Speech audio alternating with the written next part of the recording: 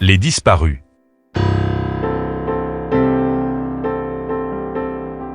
Shalom. C'est un bonheur pour nous de partager avec vous ce témoignage édifiant qui est une vision de l'enlèvement de l'Église. Le Seigneur Jésus-Christ avait donné cette vision à un frère dont le nom est Jung. Ce témoignage est court mais riche pour éveiller ceux qui veulent être éveillés dans la sanctification, sans laquelle personne ne verra le Seigneur. Entre parenthèses Hébreux 12, 14.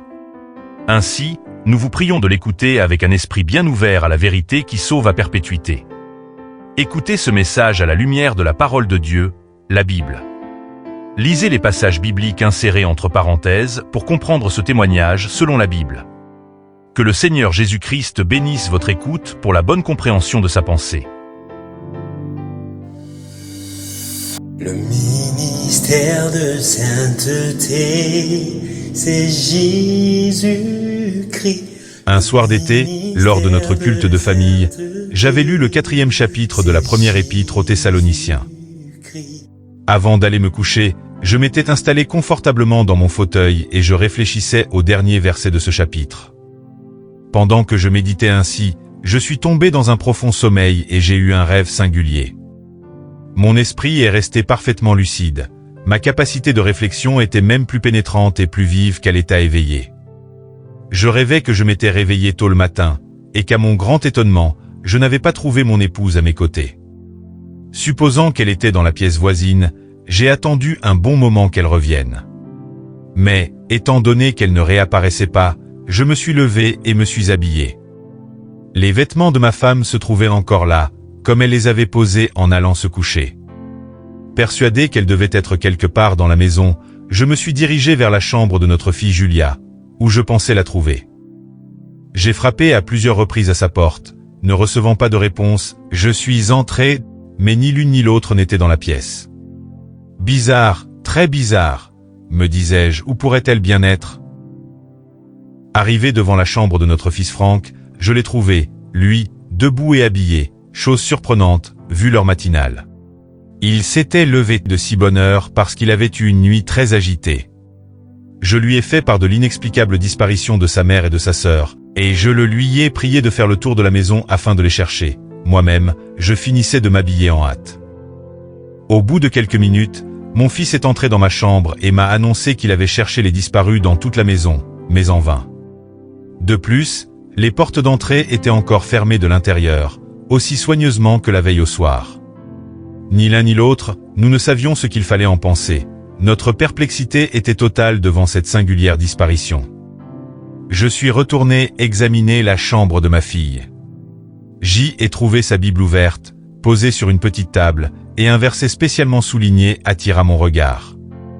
C'étaient les mots, « C'est pourquoi, vous aussi, tenez-vous prêts, car le Fils de l'homme viendra à l'heure où vous n'y penserez pas. » Ma femme mettait ces mots, et d'autres passages semblables, en relation avec la venue du Seigneur pour chercher les siens, d'après 1 Thessaloniciens 4 versets 13 à 17.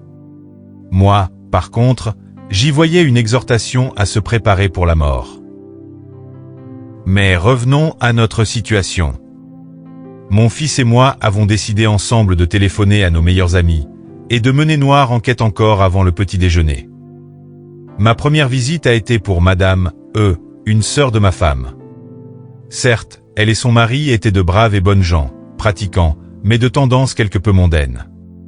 Il m'a fallu sonner plusieurs fois, ce qui n'a fait qu'augmenter mon impatience. Enfin, ma belle-sœur vint m'ouvrir elle-même, me demandant d'excuser la lenteur de sa réaction car, ce matin-là, elle se trouvait dans une situation embarrassante. Il fallait qu'elle prépare elle-même son petit déjeuner, du fait que sa servante, qu'elle avait pourtant toujours considérée comme une bonne chrétienne, lui avait joué un tour pendable. Elle était partie, tout simplement, sans même avoir allumé le feu et sans aucun mot d'explication. Mais nous n'arrivons absolument pas à comprendre comment elle a pu sortir de la maison. Les portes étaient toutes bien verrouillées et les clés sur les serrures, telles que nous les avions laissées hier soir, en rentrant d'une agréable partie de bridge, m'a-t-elle confié. J'ai répondu, en effet, c'est vraiment très étrange, et je lui ai fait part du motif de ma visite matinale. Lorsqu'elle a appris l'énigmatique disparition de mon épouse et de ma fille. Elle en a été à tel point bouleversée que je me suis interrompu sur le champ et me suis fait inviter chez elle pour le café, car, moi aussi, je n'avais pas encore déjeuné. Quand son mari a appris la chose, il a plaisanté, disant que ma femme me jouait sans doute un tour à sa façon, dans le seul but de m'obliger à me lever plus tôt. Il m'a assuré que les disparus ont dû se cacher quelque part dans la maison et qu'en rentrant, je ne manquerai pas de les retrouver. Lorsque nous avions pris place à table, ma belle-sœur a fait remarquer qu'il n'y avait pas de lait pour le café, car le laitier, lui aussi, qui d'ordinaire était la ponctualité même, l'avait laissé tomber ce matin-là. Tout à coup, la sonnette a retenti, et mon fils, Franck, entra. Il était dans un état d'extrême excitation. Vainement, il avait essayé de trouver sa mère chez nos amis et connaissances, et, presque partout, c'était la même stupéfaction et la même inquiétude. En tout lieu, on cherchait des membres de famille qui avaient disparu. Il venait juste de la maison où il n'avait trouvé que la servante, toute bouleversée d'avoir été si souvent questionnée sur le sort des disparus. Dans les rues, une foule de gens se précipitaient de ci de là, dans la plus grande excitation, souvent en se lamentant et en pleurant amèrement. À ce moment-là, l'inquiétude a gagné aussi mon beau-frère, Il nous a fait part d'une discussion qu'il avait eue hier avec un ami. Celui-ci avait déclaré qu'à l'heure actuelle, la plupart des membres de l'Église ne sont que des chrétiens de nom, qu'ils se consacrent plus au plaisir. Entre parenthèses, 2 Timothée 3 versets 1 à 4, et au divertissement de ce monde qu'à Dieu. Entre parenthèses 1 Corinthiens 10 verset 7, 1 Corinthiens 7 verset 35, et que le goût des choses spirituelles avait presque disparu chez la plupart d'entre eux. Il affirma même que, selon l'enseignement précis des Écritures, le jour où sera atteint le nombre total des membres appartenant d'une façon vivante au corps de Christ, le Seigneur viendra lui-même. Comme un voleur dans la nuit, qu'il fera monter tous les siens, les morts et les vivants, auprès de lui dans les airs. Entre parenthèses 1 Thessaloniciens 4 versets 13 à 17. Cet événement aura lieu subitement, en un instant, et même si les trompettes sonneront, même si la voix de l'archange retentira très fort, seuls ceux qui seront prêts à être enlevés les entendront. Ainsi, il se passera ce que Christ a annoncé, disant, « Alors, de 2 hommes qui seront dans un champ, l'un sera pris et l'autre laissé. » Entre parenthèses Matthieu 24, 40. Je crains, ajouta tristement mon beau-frère, que ce soit là ce qui s'est passé cette nuit, et que nous appartenions à ceux qui ont été laissés sur terre. Comme nous avions pris passablement de retard sur notre horaire habituel, nous nous sommes rendus en hâte à nos lieux de travail en ville. Franck nous avait déjà précédés, je l'ai suivi, le cœur lourd.